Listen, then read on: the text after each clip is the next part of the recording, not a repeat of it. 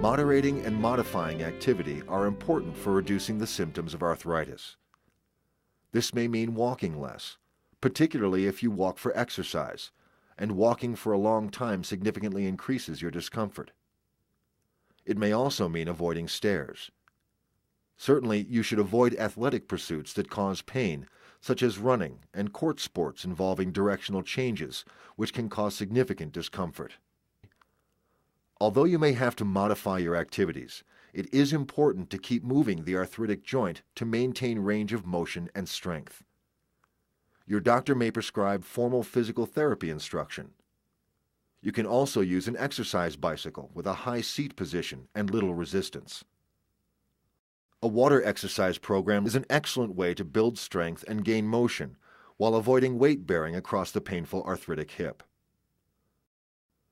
Some people benefit from the use of heat, although it is often not effective because the heat cannot penetrate to the hip, which is a very deep-seated joint. Ice may also be tried, although many people find it uncomfortable. External support, such as a cane or crutch, in the hand opposite the arthritic hip can be helpful for walking, as it shifts the weight from the arthritic hip to the uninvolved hip. Along with these measures, oral medication can be of benefit. This medication usually begins with over-the-counter or non-prescription medications, including acetaminophen, ibuprofen, or naproxen. Once this medication is not effective in controlling discomfort, your doctor may prescribe non-steroidal medications. The use of nutraceuticals such as glucosamine and chondroitin sulfate may also be beneficial in moderate to severe osteoarthritis. Another treatment option is injection of cortisone into the arthritic hip joint to help decrease inflammation and therefore decrease pain. This measure, which can be employed several times a year, is temporary. How well it works and how long the effects last are unpredictable.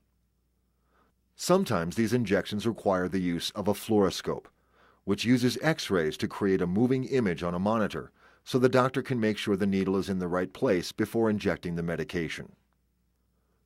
Arthritic disease of the hip is usually progressive. That is, it gets worse over time. Progression may not show on X-rays, but rather by increasing pain and incapacitation.